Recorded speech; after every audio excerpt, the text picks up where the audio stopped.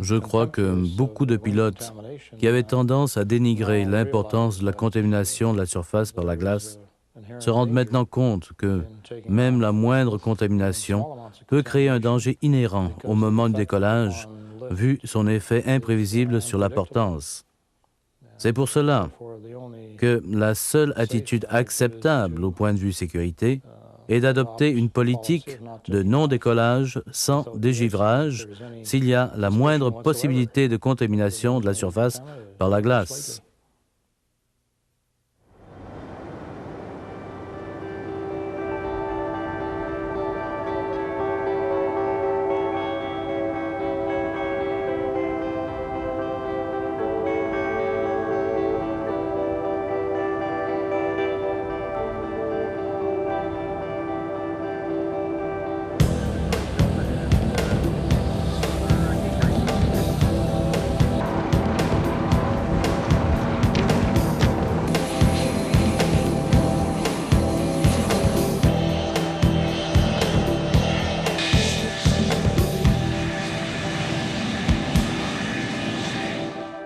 On va voir quelqu'un qui est complètement détaché de l'opération. Puis ça demande un effort, une discipline consciente, une discipline personnelle pour se détacher le plus possible et puis ignorer le facteur coût, ignorer le facteur retard, tout simplement comme si on était un passager ou même pas un passager parce que lui aussi veut se rendre à destination.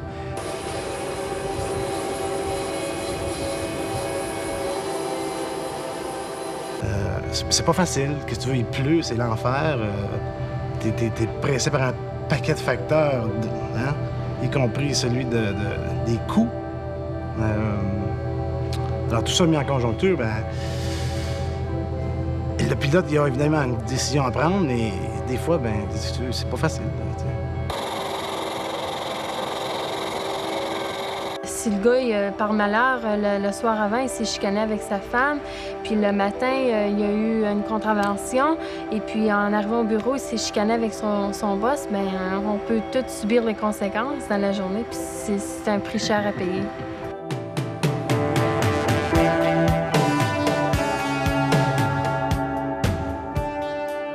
Un groupe de professionnels comprenant des pilotes de ligne, des préposés au vol, des pilotes autonomes, des membres d'équipe au sol et des pilotes d'hélicoptères se réunissent dans un hangar pour discuter de la contamination de la surface par la glace, les risques associés et les solutions. L'accident de Dryden et ses répercussions figurent comme premier point à l'ordre du jour. L'après-midi du 10 mars 1989, sous une averse de neige, décollait le vol 1363 d'Air Ontario. Quelques instants plus tard, l'appareil s'écrasait sur un terrain fortement boisé, moins d'1 kilomètre à l'ouest de l'aéroport de Dryden. Un seul membre de l'équipage a survécu, Sonia Hartwick. And you can smell soot and you can smell people starting to burn, like the smell of hair burning. 24 people lost their lives that day and 45 survived. I'm here on behalf of these people. I think they have the right to know families of the deceased, the survivors, my co-workers, and the flying public, the events of the week that led up to this tragic event on March 10th, in hopes to prevent a disaster like this happening in the future. Cette tragédie donna lieu à une enquête parmi les plus approfondies jamais menées suite à un accident d'aviation. La commission d'enquête, dirigée par l'honorable Virgil Moshensky, a siégé pendant 3 ans. Elle a conclu qu'une accumulation de glace sur les ailes du Fokker F-28 n'était qu'un des facteurs qui ont entraîné ce désastre. Les autres facteurs étaient les mesures au sol inadéquates, le stress subi par les membres d'équipage, les pressions de la compagnie et le manque de communication entre la cabine et le poste de pilotage. Si quelqu'un avait parlé, cette catastrophe aurait peut-être été évitée. Le pire scénario, honnêtement, il n'y en a pas parce que c'est un décollage. Puis il n'y a absolument rien qui force quelqu'un à faire ce décollage, si les conditions ne sont pas propices puis en sa faveur. Ça peut paraître une réponse sursimpliste, mais ça ne l'est pas. Ça ne l'est pas. Si l'appareil n'est pas en état de voler, tu n'y vas pas.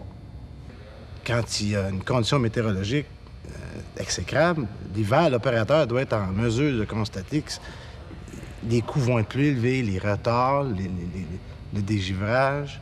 Et puis qu'un avion, un coup que sa forme aérodynamique est défaite ou que son aile est contaminée, il ne faut pas chercher une nuit à 14 heures, il faut dégivrer, il faut nettoyer, il faut décontaminer.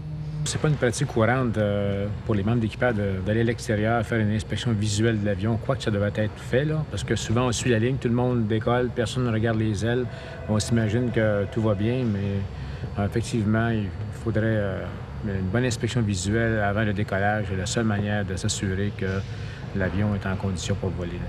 Moi, je peux dire au pilote, écoute, regarde, moi j'observe dehors, puis je vois que ça serait pas prudent de décoller parce que, bon, il y a beaucoup d'accumulation de neige. Le pilote va me dire, écoute, là, regarde, là, ça fait 15 minutes qu'on est au sol, puis on est censé être parti. Fait que moi, je décolle quand même, tu sais. Puis la décision revient toujours au pilote, peu importe ce que nous, on dit.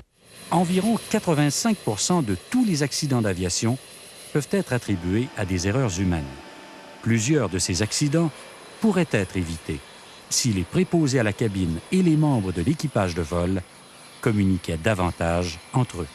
C'est un temps critique, juste avant le décollage. On n'est pas supposé déranger le poste de pilotage seulement pour une situation d'urgence ou quelque chose de très important. Est-ce que j'ai un bon jugement de dire est-ce que je vais y aller?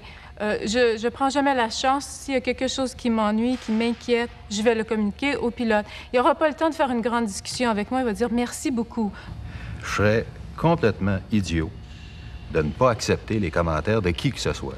Un passager, un agent de billet, un type de la rampe qui me dit « t'as un pneu qui a l'air à pas être, entre autres, au bon état, que pour une raison quelconque, j'ai pas vu. » Que ça vienne d'un agent de bord, ça ne m'oblige aucunement à prendre ma décision selon ses désirs, la personne qui me rapporte le fait en question.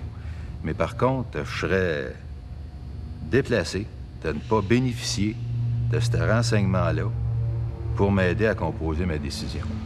Il y a des pilotes qui sont en avant, puis c'est leur métier, ils prennent ça comme si leur dirait comment faire leur travail. Puis, on sait c'est qui. Fait que tu vas leur dire, mais tu n'insisteras pas. Tu fais ton travail. Disons que moi, j'ai pas peur. Je suis une personne qui m'exprime. J'ai pas peur de m'exprimer. Mais tu peux prendre quelqu'un d'autre qui est complètement gêné ou qui vient tout juste de commencer dans l'aviation et qui n'oserait pas rien dire. Elle n'oserait jamais aller frapper sur la porte et dire « Écoutez, commandant, il y a un problème, tu sais, ou venez voir en arrière. Je me sens pas en sécurité. » Ça m'est déjà aussi arrivé une situation inverse. C'est le commandant qui m'appelle pour me demander « Est-ce que tu peux aller vérifier les ailes? Est-ce que tu peux nous dire s'il y a une accumulation de neige, la quantité, où la neige est située, sur l'aile, à l'avant ou dans le milieu? » Alors, c'est notre rôle à nous de donner toutes les informations les plus précises au commandant. Alors, je crois que le rôle d'agent de bord est très important à ce sujet-là. C'est que la communication n'a pas nécessairement besoin de venir des agents de bord vers les pilotes. Les pilotes peuvent facilement aller au-devant des coups. Où il s'agit de dégivrage, on ne part pas à l'aveuglette. On sait qu'il neige. On sait qu'il va falloir dégivrer. On voit l'intensité de la neige. Après le dégivrage, on sait pour combien de temps on a.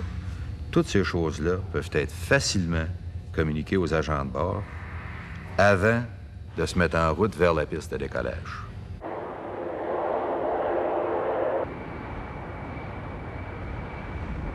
Je pense qu'il faut que le commandant qui va prendre des décisions soit réceptif aussi à l'information que les agents de bord peuvent apporter. Moi, j'ai été mis au courant qu'il y a beaucoup de commandants de bord à tous les niveaux de l'aviation qui ne sont pas réceptifs à l'information des autres personnes. Ils sont, comme Louis dit, Dieu à bord de l'avion, puis ils n'acceptent pas tellement l'opinion des autres personnes. Il va falloir que cette attitude-là change, accepter que l'information vienne de tout le monde, puis elle peut être très importante.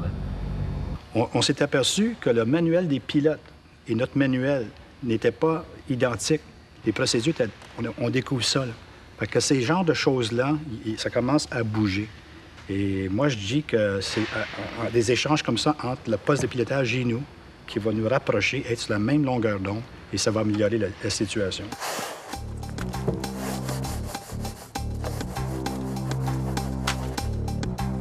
Chaque année, de nombreux accidents d'aviation sont reliés directement à la contamination de la surface. Les conséquences peuvent être fatales. Les petits avions et les hélicoptères sont plus vulnérables à la contamination par la glace, du fait qu'ils sont moins bien équipés pour y faire face. Il y a beaucoup des fois qu'on regarde l'avion, il y a de la glace sur les ailes. On dit au pilote, il dit ben, je m'en vais pareil, l'avion va voler. Il n'y a rien qu'on peut vraiment faire, je pense.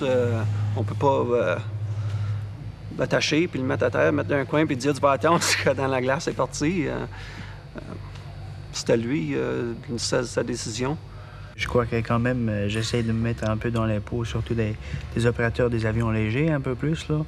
Puis là, je crois qu'un gros problème qu'on a, c'est qu'il y aura toujours le gars qui va voler n'importe quoi les conditions. Puis là, l'autre qui essaye d'être un peu plus prudent, bien, il sait que s'il décide de ne pas voler ou décide de dégivrer, le patron va lui dire, ben écoute, je sais pas, Jean-Paul, il serait allé, pourquoi tu n'es pas allé? Puis c'est une pression qui est dure à prendre, je trouve. Les contraintes imposées aux pilotes d'hélicoptères lors de l'exploitation hivernale sont semblables. Toutefois, un autre facteur de risque, et non le moindre, affecte l'aéronef à voilure tournante. Lorsque les pales du rotor principal accumulent du givre, aussi minime soit-il, l'autorotation ne sera plus possible, advenant une panne de moteur.